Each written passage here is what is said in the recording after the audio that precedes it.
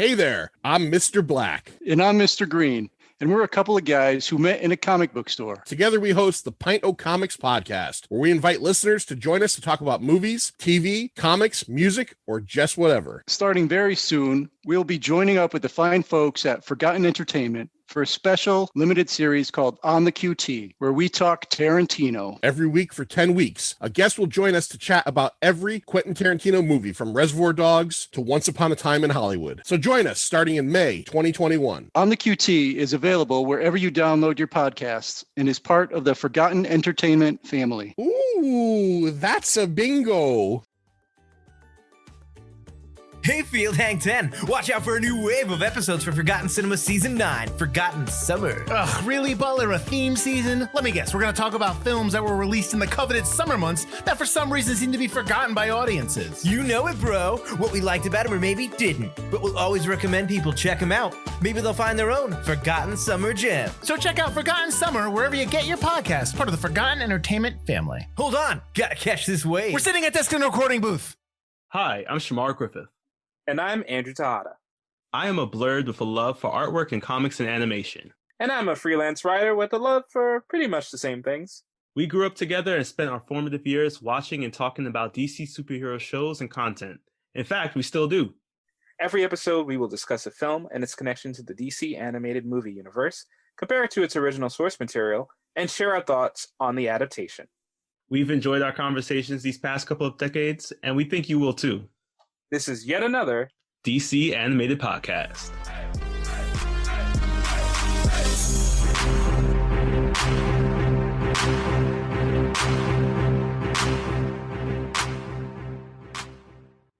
Welcome to our first episode of yet another DC Animated Podcast. My name is Shamar Griffith, codename Comic Shams. My name is Andrew Tejada, codename Arate. Andrew and I have known each other since 1996. That is longer than any of the Stranger Things kids have actually been alive. Yeah. Maybe even combined. They're all really young. Wow. We're old. Very, very old. But besides that, that gave us enough time to really jump in and learn a lot about these DC animated movies because we grew up with them. Yeah, we've been watching Batman animated series, Static Shock, Zeta Project. Ooh, that's a throwback. Yeah, I'm going deep cuts. I want to let them know that we're real ones, and we're not amateurs here. We know everything, and by everything I mean anything that has been on a TV screen. Because I do read sometimes, just not nearly as often as Shamar over here. Yes, I've been reading comic books since I was a wee child. All those books that I had to read for English class, I am very sorry to all of my English teachers. Just so happened that Flash had a better storyline at that point. And speaking of the Flash, our first episode, we're going to talk about the start of a new universe with Justice League, the Flashpoint Paradox. Yes. So DC decided to just start a whole continuity of tight-knit stories, everything related to each other. Flashpoint Paradox was the official beginning of this long shared universe that culminates in Justice League Apocalypse War, which we'll get to a long time from now. But hopefully you'll be listening along with us. Yes, yeah. Unless you like binge them all in one and then you're like, oh, in 13 hours or so you'll get to that. So we're going to start off with Flashpoint Paradox.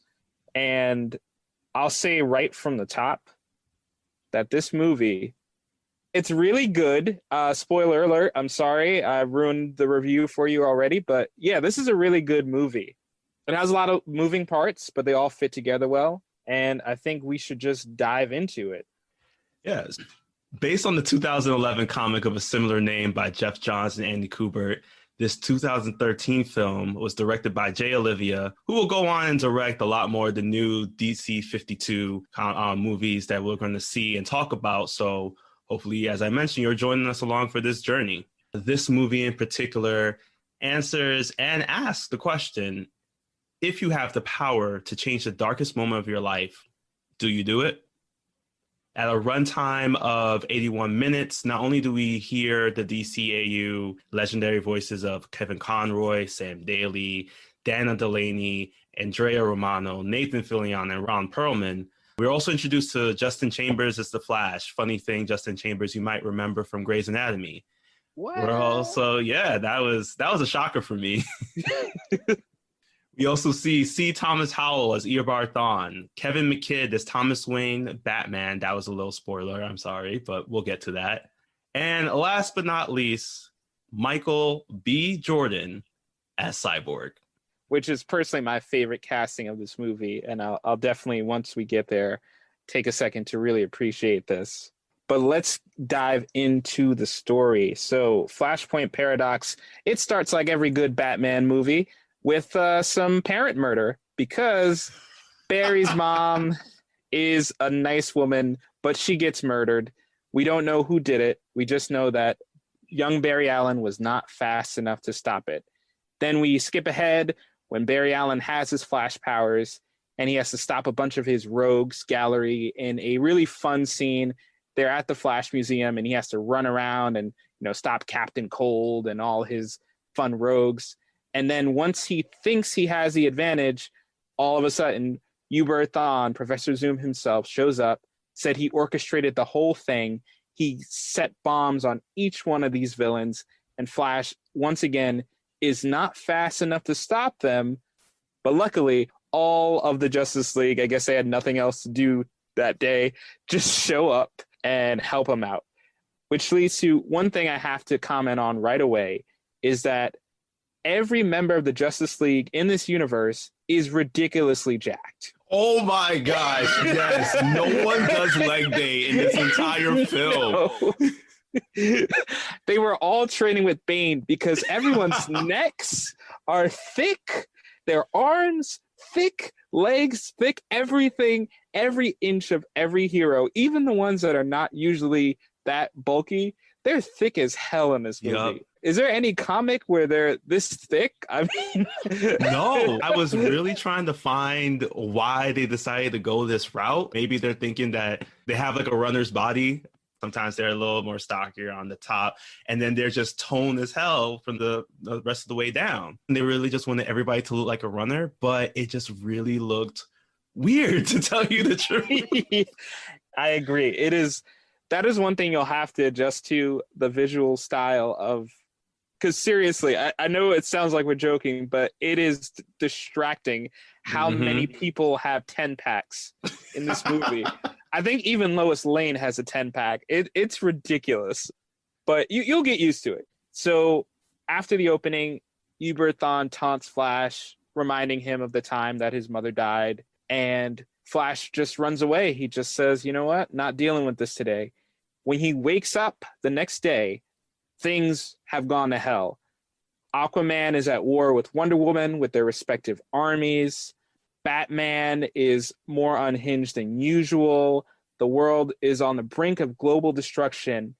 And Cyborg is more massive than he was in the previous scene. You thought he was jacked in scene 1? No, friends. This Cyborg is like 8 feet taller, more muscles, and we get a full range of Michael B. Jordan's voice for the first time. Like Barry, remembering both of these timelines, I now have the comic and the movie swirling around in my head, fighting for supremacy. And at some point in either the comic or the movie, Barry even also mentions how big and jacked Cyborg looks in this new Flashpoint reality. So you heard it here first. If you are looking to work out, improve your body, and you need some inspiration, just look at any of these people. I guarantee you're going to find that motivation to lift that dumbbell today because, man, everyone is just too jacked. So Barry asks, Cyborg, why are you so jacked? Why is the world so different? And that's the movie's central mystery. We know that something has happened. Barry tries to go back in time because Barry's powers do allow that. Barry can move fast enough with a combination of the Speed Force, which gives him his power.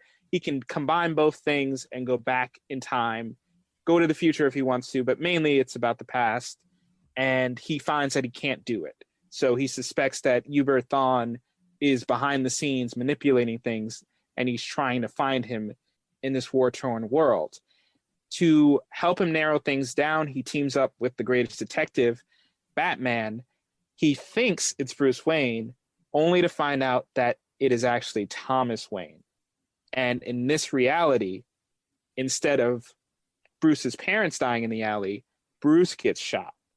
And the immediate trauma motivates his father to become Batman and motivates his mother to become the Joker. It is insane. Even if you don't watch the full movie, which you should, just look up the scene where Martha becomes the Joker, because the way it's visually portrayed, the music, the staging of that scene is so beautiful and so tragic at the same time. I would definitely encourage anyone to look at this. But Martha Wayne, we'll talk later about there has been this Martha Wayne Joker in the comics and everything, but that is something I want to put a pin in for later. So another big problem is that Barry doesn't have his speed. He's not as fast, and so he needs to get his powers back. And spoiler alert, he does. not before he pretty much almost kills himself. Now, I think this was one of the most gruesome scenes in this film, where you see Barry not only get hit by a bolt of lightning, but also he gets doused in all the chemicals that he thinks that he needs in order to get his speed back to recreate the accident where he first got his powers. So as we mentioned, Barry does get his speed back. And now that he does, he feels more empowered to attempt to travel back in time. But he notices that he doesn't have the speed in order to do so. And in one of the saddest scenes I think I've ever seen for a Flash film or comic, you just see him break down in tears as they just pan out. And all you just see is this barren wasteland around him from the war that has been happening. And you just feel that loss that Barry has of something that was connected to his life. It's just gone. Barry starts working with Thomas Wayne Batman and trying to find out what are the similarities in their universe. They find out that Superman did make it to Earth. Instead of making it to Smallville, Kansas, unfortunately, his rocket landed in the middle of Metropolis, leaving this, honestly, the largest hole in the ground that I think I've ever seen. It's just this huge crater that's been there for 30 years and no one has done any development on it. It hasn't turned into a community garden. You know, add a little something. It's like a pothole in New York City. That thing is never getting filled in. I bet the city planner from New York City was connected to Metropolis in some way.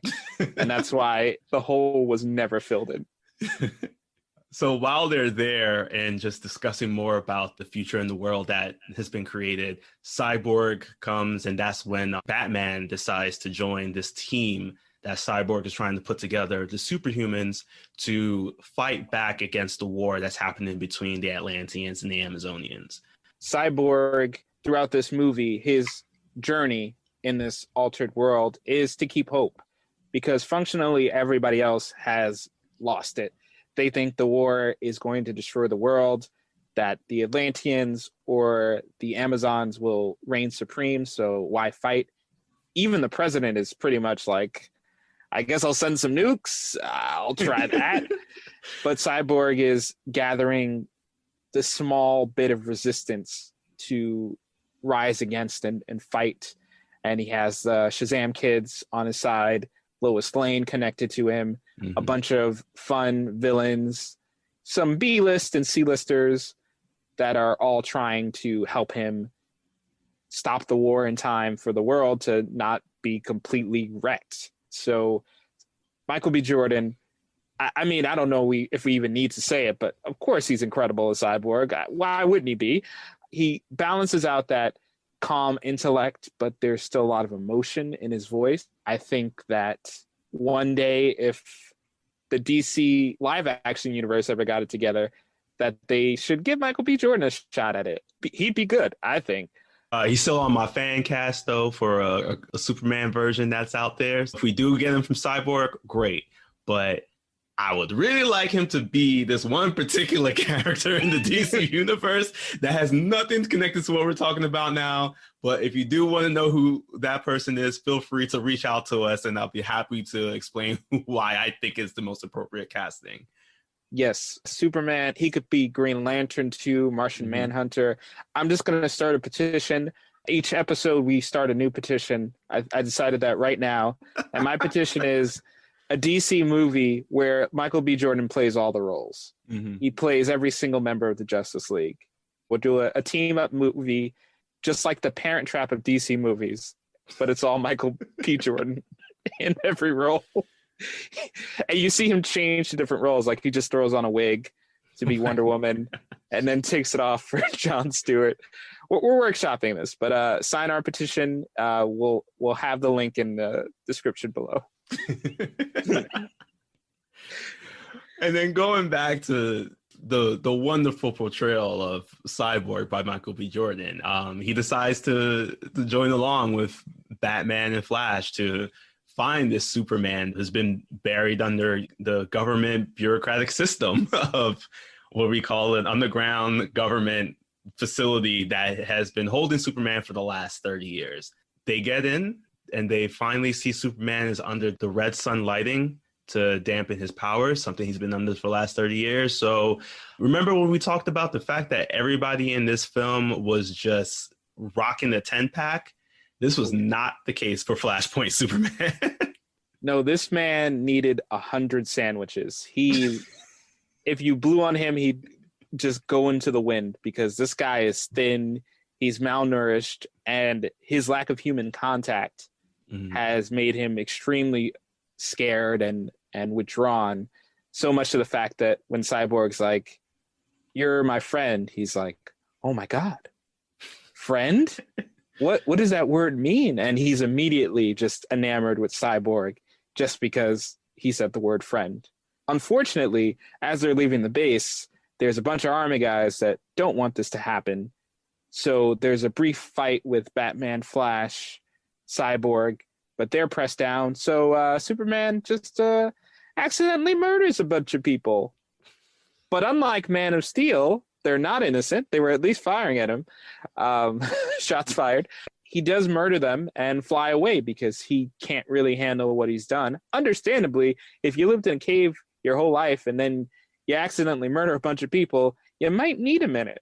So Superman flies away out of the storyline for a bit, and Cyborg, Flash, and Batman decide to go to the site of the war because they've heard rumors that Professor Zoom is over there anyway. So they all head over to the final battle. Quickly, I just want to talk about what this war was about. Aquaman and Wonder Woman meet each other some years ago, or maybe within a year, maybe a couple months. We don't really know. They meet each other. They become enamored with one another. Aquaman is already married to Mira, or Aquawoman, whichever name you prefer. She catches them in the act and decides to take out Wonder Woman to defend, I don't know whose honor. I don't know if it was for Aquaman's honor or her honor. For me personally, I always just felt like this probably wasn't the right move. I felt like this was a moment where she kind of lost her mind. And I mean that both figuratively and literally, because at the end of this battle, Wonder Woman beheads her. This leads to the war happening between the Amazons and the Atlanteans that's been exploding around the world. Once we see this through the flashbacks that Barry has as his mind tries to rewrite the memories of his old world with his new world, this is where they decide that it's time to act before Barry forgets everything and doesn't make it in time to change the world back to where it is.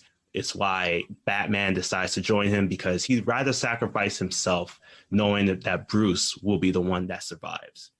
As you mentioned, the war is happening. They get down to ground zero of it all. And then it's just honestly just massacre after massacre at this point. Pure carnage. I mean, at one point, just to give you an idea of how crazy this fight scene gets, at one point, Cyborg's chest plate gets ripped off and you see his beating heart. Yes.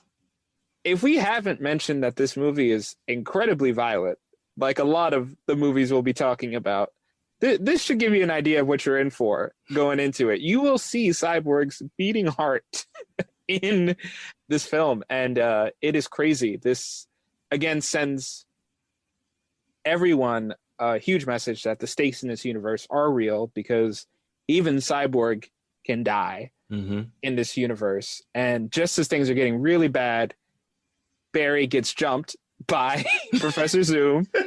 Which I love that moment, because it's just Professor Zoom just comes out of nowhere with like a cup of warm coffee or tea, just spinning his spoon in there to stir it all up, and just tells him, oh, look at what we have here.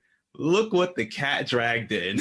And it's just like such a moment of levity, of dark levity, really, in just this already gruesome moment. We've seen a lot of our heroes get taken out. We've seen just fight after fight. We're feeling every single loss as this movie progresses. And then it's just Thawne is here to tell Barry that this whole time in which he thought that it was Professor Zoom that created this new timeline for them, that was actually Barry who messed up this entire time. And it's something that like really hits, because it's something that gets echoed from the very beginning of the film with his mother's quote to him about accepting the things in life, recognizing what can be changed and how you can change it, and definitely one most important thing, knowing the difference between the two. Yes, and Barry forgot that lesson for a moment when he goes back in time and saves his mother, which, because he chooses to do this, all the changes that happened in this bad version of the universe resulted in him going back and essentially causing what they call a time quake, or butterfly effect, if you like that term better. But basically him changing one thing in the past makes all these different things change. Don't think about it logically, because it won't make any sense, but that's just how it works. That's just, you just can't go and mess around with time in this universe. So all hope looks lost. Zoom has Flash pinned. It looks really bad. And then guess what? Thomas Wayne, you know how Batman has problems using guns? Not Thomas Wayne, because he comes and he pops Zoom right in the head. Just dead headshot. Call him Deadshot, because he does not miss. And just don't miss. He just doesn't. So that, now that Zoom is dead, Barry is free to run as fast as he can. He's injured. He's hurting emotionally, physically. He knows that what he does will cost him his mother's life, but it will save so many. So he runs back in time, stops himself from saving his mother, and the universe is restored back to normal. And that was the Flashpoint paradox, was based off of 5 core comics, but a total of almost 66 stories and issues in general. This was some heavy reading, man. Like, it really kind of opened my eyes up to a lot of the moments in the film, and a lot of things that throughout the film that I compared it to. I saw the things that the film, I will honestly say, did better than the comic in some cases. 2 questions. Since you have read the comics and are encyclopedic, these 2 questions are related to what I believe are the 2 flaws of the movie. And again, I want to reemphasize, this movie is very good. So I'm just nitpicking at this point. But one question I really had was Professor Zoom, he really hates Barry. He did a lot of things to mess up his life. In the film proper, I don't feel like there's ever a moment where we find out why he hates Barry. Is that elaborated on in the comic at all, as to why he would just let the world die to spite Barry, essentially? Is there any reason? Yeah, there are so many different reasons connected to the love to hate Barry that Zoom has. When he was first introduced back in September of 1963, he was just this regular thief who had this inclination towards science and all of his crimes. So his friends used to call him the professor. It gets retconned a lot, where he gets his powers from recreating the accident that Barry went through. Back in the day, we really wanted to find cool ways to send time capsules. Now we just go with the standard, buried it deep within the earth. In this particular comic, a scientist by the name of Dr. Walter Drake, who actually ends up getting retconned to more tie in with Zoom's history, he sends a time capsule spinning around the Earth through a satellite, and then, because of science, sends it to the future. In that time capsule, Barry puts one of his old uniforms in there. Real generous of you, Barry. Thanks. Right. It's all sweaty and smells like gym socks. But thank you, Barry. So when it crashes into the future, the 25th century, where Thawne is from, he immediately sees it. He's been studying Barry's life this entire time, but more importantly, the Flash's life. The Flash ends up being this really amazing superhero. His name is sung throughout the halls of Valhalla up until the 25th century. And this entire time, he wants to become like him. He wants to become a speedster, mostly because he was like, I want to be recognized as possibly a hero, or even I want to commit crimes a little faster. So he finds the suit, takes it back to his home lab, and uses a device to amplify I believe it's the speed force waves that have a residual effect in the suit still. And that's how he's able to get his powers. While he's committing his crimes, Barry finds out from Dr. Walter Drake that this device that's sent in the future is actually now an atomic bomb. That is definitely not what you want to do with your time capsule. You would just want to open it and find a Game Boy Advance in there, but right. Instead of a Game Boy Advance, it's a nuclear bomb. So Barry uses the cosmic treadmill to travel to the future, and he's looking all around for this atomic bomb that's about to blow up in who knows how long. But along the way, he catches Zoom in the middle of one of his crimes, and the two of them fight. He ends up beating Zoom, not before Zoom ends up proclaiming his vengeance and long-term hatred towards Barry and how he now knows everything. And that's when you see more and more of that play out in future issues, where Zoom finds out his identity, where Zoom starts doing things from behind the scenes to influence Barry's life. In a more recent comic, when I was mentioning the retconning, they had it that Zoom actually is responsible for every single bad moment in Barry's life, even the minor inconveniences. Stub your toe? That was me, Flash. Yes. He kicked Barry down a set of steps and ran away. I felt so bad for this little kid, Barry, just walking down the steps and his like, basically, this is Spartan down the set of steps. But it just shows that's the kind of level of hatred he had. He took away Barry's chance of forming a friendship when he erased his potential best friend of Barry's from the timeline. And then eventually there are also cases in which he killed Iris, was the main story point. But he actually, spoiler, takes her to the 31st century. Her mind, I think, if I'm remembering correctly, is like in this new body where she doesn't remember her past as well. But she just gets like little things, and that's when Barry kind of retires. But he also tries to kill Barry's new wife at some point in the future. He just hated Barry for what he does, and that's why he saw himself as the Reverse Flash. He saw that he was, no matter how much he idolized him at times, that he was always going to be Barry's worst enemy. So he just leaned into that heavy. When you are granted the power to possibly change your fate, and you still go this route, Zoom was just a jerk. He was a bad guy. Simple as that. This guy, I mean, this is what happens when you spend all your day on message boards. I have a feeling that Zoom went back in time and started the Parler app. Like, I think this guy's a problem. This guy's a problem. Yep. Move on. You got an entire future. You could run back in time and pet a dinosaur, and instead you kick a boy down the stairs. No sympathy for what happens to Zoom. That confirms it.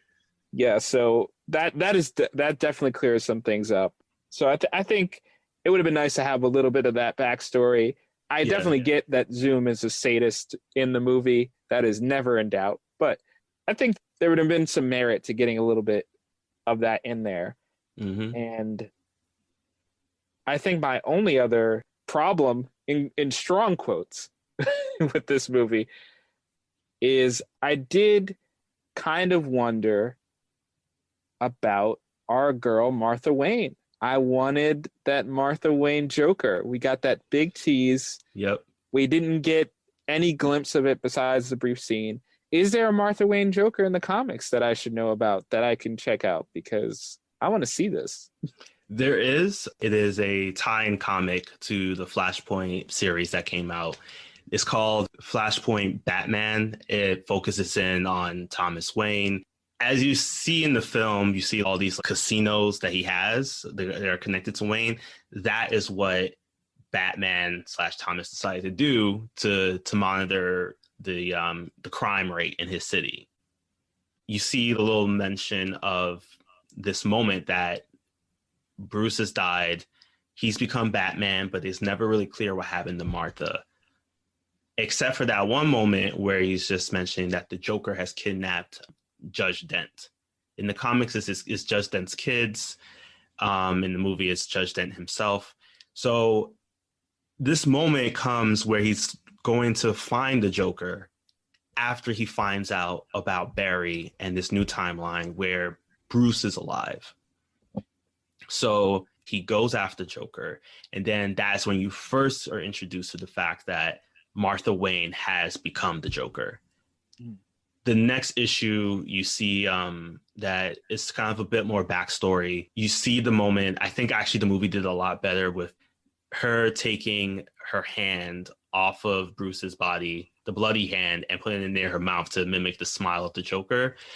I don't think we really see that in the comic. So that was like a really nice touch that I'm glad that they added to still hint at that. You see this backstory play out of the two of them trying to deal with the world with the fact that their son has just been murdered right in front of their eyes. She has her own breakdown while at home. She doesn't want to go out. Thomas is trying to get her to be a bit more interactive, and he's going on his own journey of trying to find Joe Chill and make him pay for what he's done to Bruce. Before he leaves, he tells Martha at one point, I hardly ever see you smile anymore. Like, their son just died less than maybe a month ago. Give her a minute. Right. It's just let her process. Your process way is different from her process. So he goes out, finds Joe Chill. He comes back feeling triumphant, wants to talk to Martha about everything that happens. And when he sees her, that's when she reveals to him that, similar to the Heath Ledger Joker, she is cut across the sides of her cheek to expose more of a smile. When they come to the final confrontation, this was, I think, issue number 3. They had like 3 issues for each of these stories. You see the two of them talking, and Thomas reveals to her that who Barry is, what he does, what world he has come from, and how Bruce will be there. And there's this one moment of clarity that she has where she's just like, we can live in a world where our son is back. And he says, no, we will be gone, but he will live on. Do I do it? Do I make this change to the timeline? Do I help him do this? Do you want to make this sacrifice? The clarity is coming back. It's just like, yes, I want to have this happen. I am fine with this sacrifice. And she's questioning now, what is he like? Well, how does he grow up to be? And Thomas mentions that he grows up to be like him. She's just thrilled. She's just like, oh my gosh, he gets to be a doctor? You know, this is amazing. I'm so happy. Yes, create this timeline. And that's when he reveals that no, the loss of his parents leads to Bruce becoming Batman. At this moment, she's distraught again. She breaks down. She takes off running and ends up jumping over a cliff into a cave that's reminiscent of the cave that you see Bruce fall into and kills herself. Wow. Yeah. So, yeah, that got even darker than most of the movie. Yeah, there were some really dark moments in these comics that I understand that you couldn't really put them in because of age restrictions, and also you really have an hour for Barry to solve Armageddon. But there was some moments that I would have loved to have seen, and this was kind of one of them. I felt like Thomas Wayne was a bit too convicted to join with Barry, just like that. I kind of would have loved to have seen that moment with him and Martha to discuss, like, do we do this change to the world for the sake of our son. It will be such a parallel to what Barry has done to bring back his mother.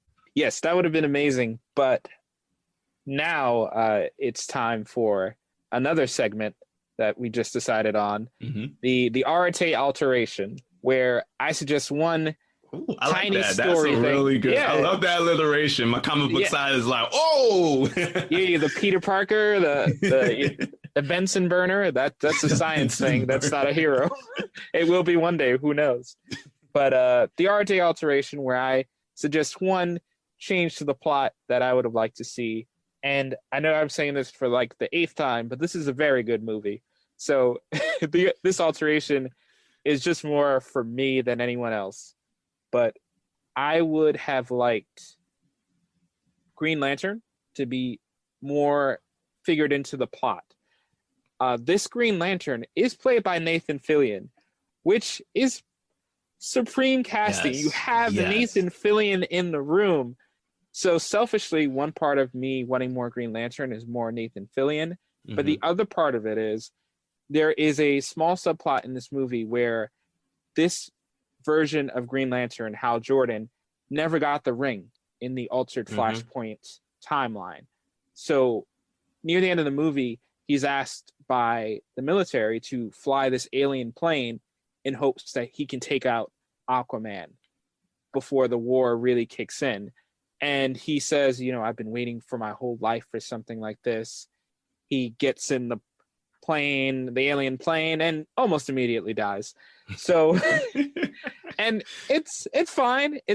But I think that moment would have been so much more effective if he had been palling around with Barry and Batman and Cyborg for a while.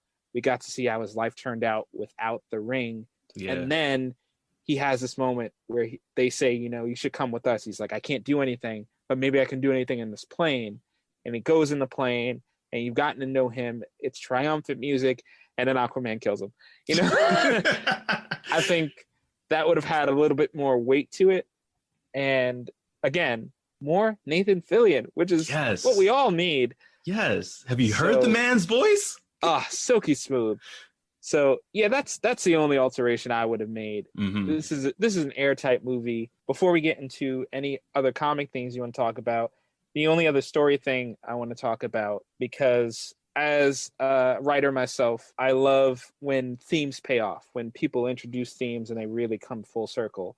So like Shamar mentioned right at the beginning of the movie, we get the serenity prayer. God, grant me the serenity to accept things I can change, the courage to change the things I can, the wisdom to know the difference. The whole conflict of this movie is Barry going through those 3 phases, and learning that he can't change what happened to his mother.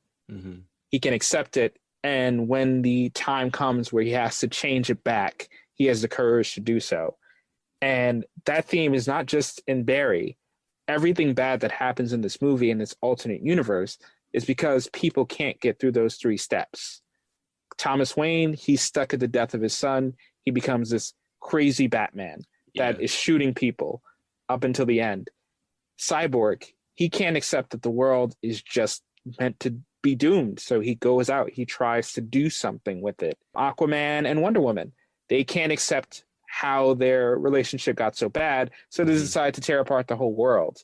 So there's this theme of what happens when you just can't accept an outcome, and what happens when you have the courage to look past your pain and do something better with it.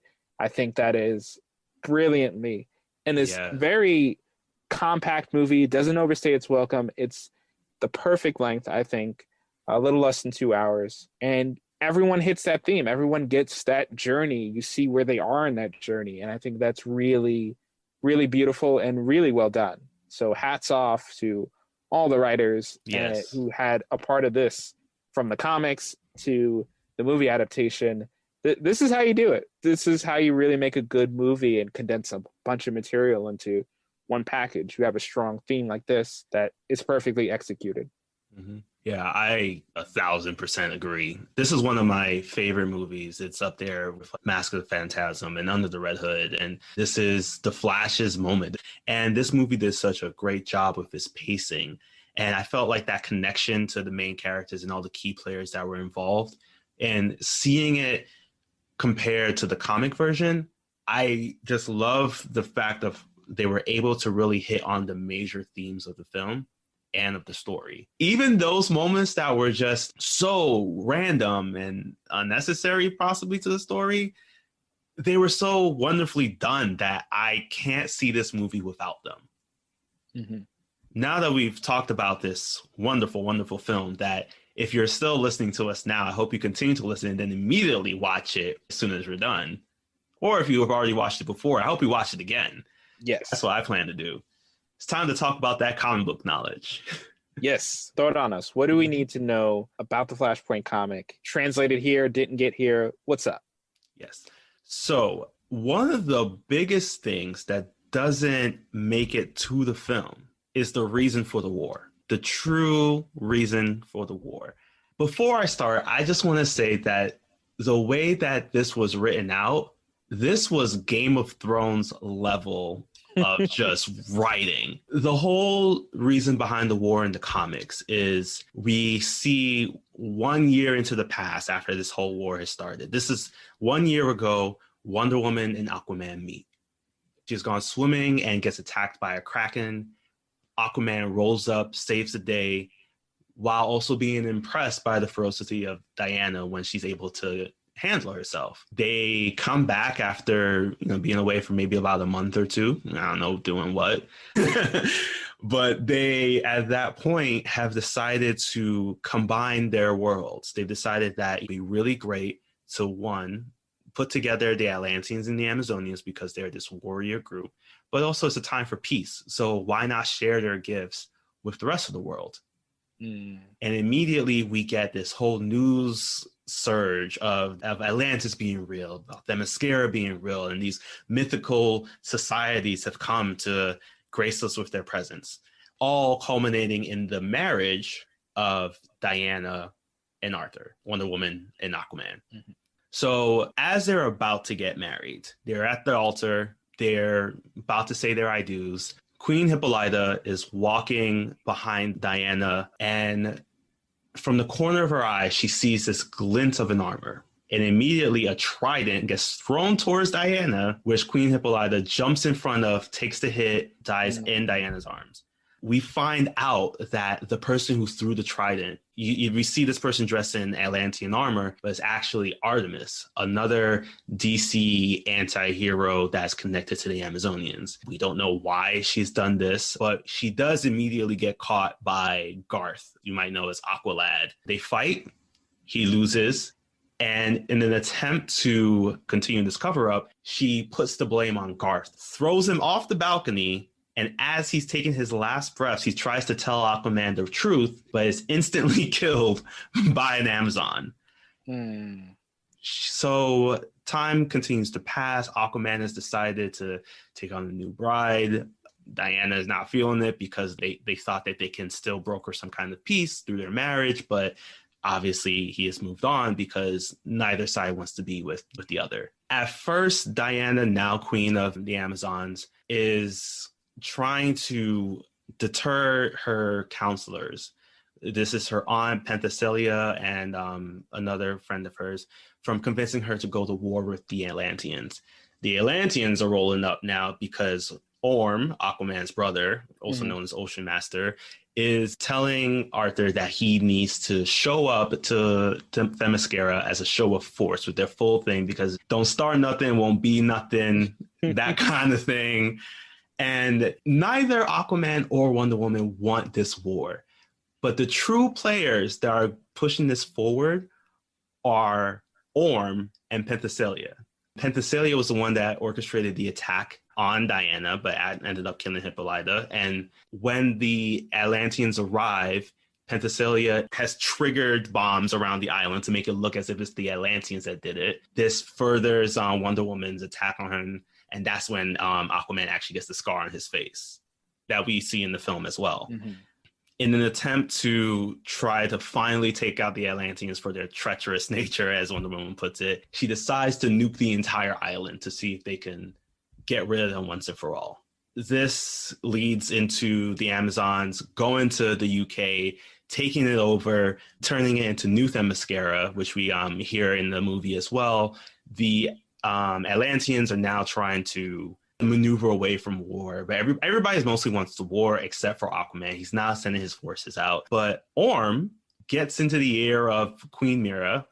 She goes to attack Wonder Woman when she tries to attack her through a secret strike force, and that leads into her getting beheaded. Wonder Woman, in the most savage thing I think I've ever seen, takes the crown, which we also see in the film, but she also does I don't know what to the head. We don't see the head anymore.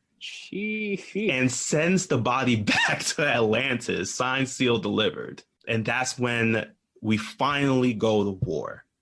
We don't find out about all this until maybe the last issues of both Wonder Woman and Aquaman's individual series within this tie-in. Wonder Woman finds out through Lois Lane about the internment camps that have been built up in Diana's name, which she never signed off on. So that's when she finds out that her aunt is the one that's pulling the strings this entire time. So when she tries to go to confront her, she sees her embraced by Orm, and they're just kissing. And that's when she realizes that the two of them have been plotting this all along, trying to get to Aquaman to tell him the truth about what happened. It fails. Aquaman doesn't want to hear it. Orm sets off some more bombs, pulls a Penthesilea move, blows up the entire Atlantean fleet.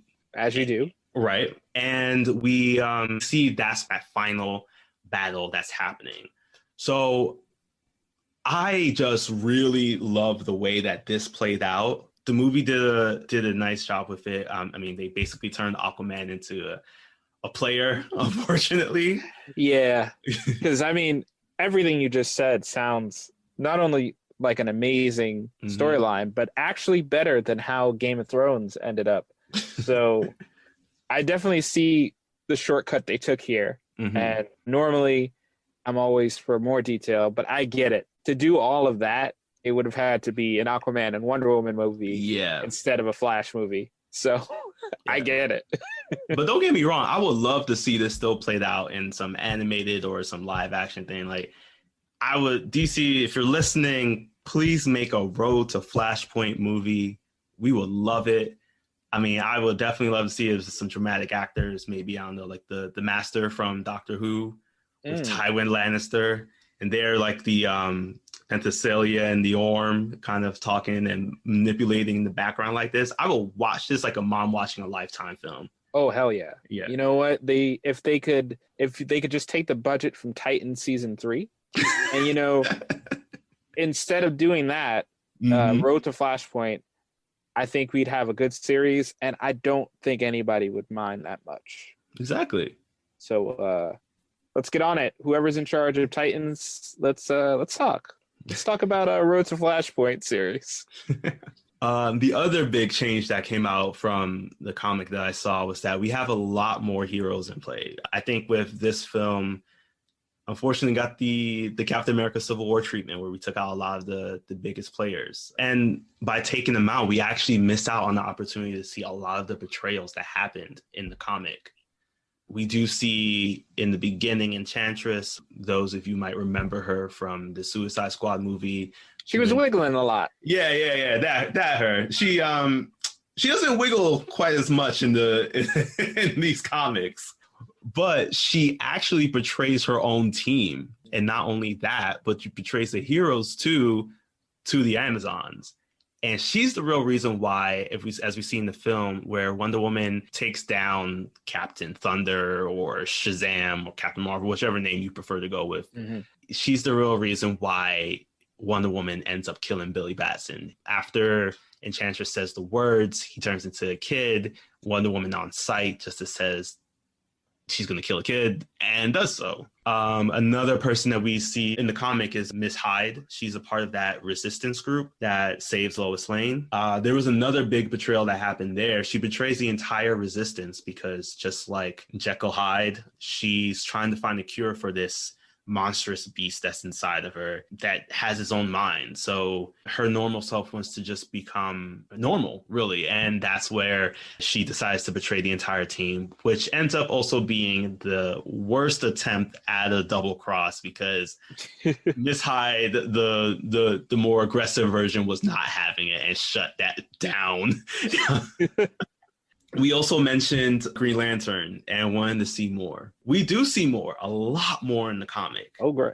Good. This was probably one of my favorites to read throughout this entire series because we see it more tackling Evan Sur in this Flashpoint paradox moment. He does survive his plane crash. That's the alien that gives Green Lantern the ring. Yes. Usually, right? Okay. Mm-hmm. Yeah. And we see him adopt more of the Superman-alien relations role that we normally see in a lot of DC content. He's sent by the Guardians to find the white entity, and this was spinning off directly from, I believe, the Blackest Night comic series. So we get this whole introduction of the different colors of the Lantern Corps, the entity being the source of the White Lantern power, or the power of life. He does end up actually becoming a White Lantern himself. But prior to that, we see moments in which he's talking with Hal and working alongside him for the ship. We don't really get a chance to see much of like a joking nature because of the fact that he's leading these alien relations roles. But we do see that the ship that he has arrived on becomes the template of the new ships that they've developed, that, as we see in the film, Hal uses to carry over the bomb, which does happen in the comic. He does kamikaze, but it's done so differently in the comic that it's a bit more respectful. It wasn't 2 minutes and 35 seconds of wasted airtime. Those were some of the big characters. And the last one I thought was the biggest one of all was Citizen Cold.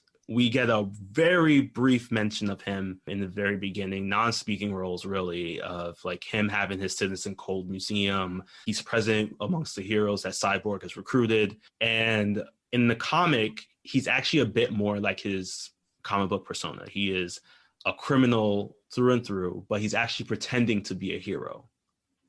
People know this, but the people don't care because he's been helping them here and there. He's just like, well, oh, look, I stole some food for you, but remember, I'm a bad guy. And I'm like, oh, yeah, we hate you. Right. We hate like eating a Shake Shack burger. We hate you. The one Shake Shack burger that survived this entire Armageddon. Everybody knows the truth. The cops are trying to find the evidence to pin him down. The rogues are led by Mirror Master now, and they're trying to get payback against him for all the times that he's betrayed them. And they do so by kidnapping his sister, who you might know as Golden Glider, another one of the rogues. You see her in the Flash TV series as well. The biggest moment from this comic and from this guy was he killed Wally West. Damn. Right. Savage. Oh. It was at this moment that I was just like, I loved your comic until this, but it was done in such a way that I respected the way he did it. So Wally finds the evidence and is ready to take it over to Iris. Wally is now employed as Iris's cameraman. So he tries to take it over to Iris. Citizen Cole finds him, freezes him on sight. And in the domino fall of Citizen Cold, Iris finds out when the Pied Piper reveals this footage to him of Citizen Cold killing Wally. She grabs his gun and kills him by freezing him to death. Oh, how poetic. How beautiful. Yeah. I mean, if you're going to go out, that sounds like the coolest way to go out. Laughing. He's encouraging me, but please don't at home. Please. There'll be more puns if I'm allowed to continue. I'll let you take that one. I had a couple racking around in my mind, but I'll let you take that one. And then the last couple things that we see in terms of the overall story are a change in the death of Thawne. Mm-hmm. It's at this point, Bruce actually stabs Thawne with a sword that he finds on the ground. I do prefer the gun that they use in the film because it was really more full circle.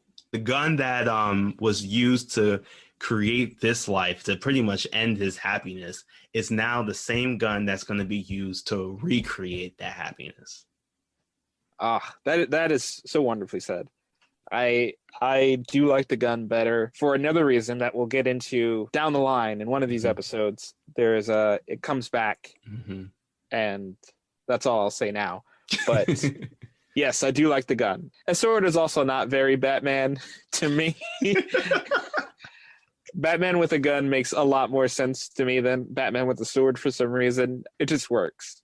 We also don't see in the movie is Barry's ending conversation with his mother. In the movie, we hardly get a chance to really see Barry talk with his mom about the choices that he's made. It's really just a moment of just like trying to figure out what's going on in this world. And, you know, a movie that's supposed to be really based off of just like this one change in history. I would have loved to see what they did in the comic played out on film of right when Barry is running into the Speed Force, going back to change time, he thinks about his mother one last time, and the Speed Force instantly grabs him and pretty much yeets him out the entire way and puts him on the couch of his mom, where he explains to her what he needs to do, how he needs to do it, and she accepts it. She sees how her life caused the death of hundreds of thousands of people, probably even almost millions of people, and accepts it. And I just loved that because it was, for me, a true closing moment in this comic itself, because we see Thawne give his rant about how something else will happen in the comic. It's like he no longer needs Barry in his life. But also we see Barry grow and finally push himself forward to acknowledge what has happened, and resonating with that, with the same opening quote of the film, acknowledge it, accept it, but know when to change what needs to be changed. Wow. That does sound like, yeah, you're right, because it's kind of like at the beginning of the movie, he's like, hey, Mom. Mom's like, hey, you want to have a birthday cake? And then he never sees her again. Right, yeah. So that would have been good to have her come back. You know what? In fact, that sinks the movie. It's terrible. 0 out of 5 star. No, I take it all back. DC, this is the greatest movie that we have, that's part of this, one of the greatest movies that is a part of this new universe that the DC is creating as a bridging point between all their films. Yes, I think this is a great start. As I think we've expressed, I think this is a must-see, even if you've seen it already. If you haven't seen it in a while, go see it again. Mm-hmm. It's a great start. It's worth revisiting. And in some of the later rougher patches and waters we'll get into against the series, we always have comfort that this is what started it before things take a turn. I don't know what that's alluding to, because I'm just using that as a blanket statement. When we get to if we get to a bad one, just think about this. I planned it in the past for the future. All right.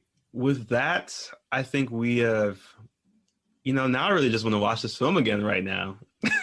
I've got nothing to do. I'll go watch it again. Why not? All right, let's do it. But before we go, keep on listening as I share this week's recommended reading, which are very Flash focused. And I hope you take a look in these books and these comics and these stories, so that maybe one day in the future in the parallel Flashpoint universe, you and I and Andrew will be having these conversations together.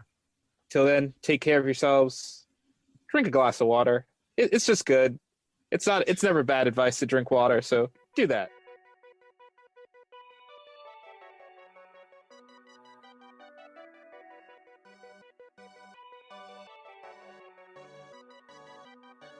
Now that we've finished talking about our DC animated content, here are some recommended readings for you. All of these comics and more can be found at your local comic shop, so remember to venture out and support your part of the source wall, and tell them Andrew and Shamar sent you. The first comic on our list is Flashpoint. This 5-issue miniseries by Jeff Johns and Andy Kubert from 2011 is the source material for the film and the major event that kickstarted the New 52 universe and our podcast. Next on our list is Flash Rogue's Reverse Flash. This is a collection of stories of the different Reverse Flashes throughout DC history. Most importantly, you'll see Eobard Thawne's first appearance, the big moments in his war on Barry, and his role in discovering the biggest secret behind the current DC universe. Last but not least, we have Flash Rebirth. This 6-issue limited series from 2009 sees the return of Barry Allen following his sacrifice in Crisis on Infinite Earths. Trying to make up for lost time, Barry ignores his friends and family, leading him to a dark discovery for his fellow speedsters, the return of his greatest foe, and a revelation that changes his whole life.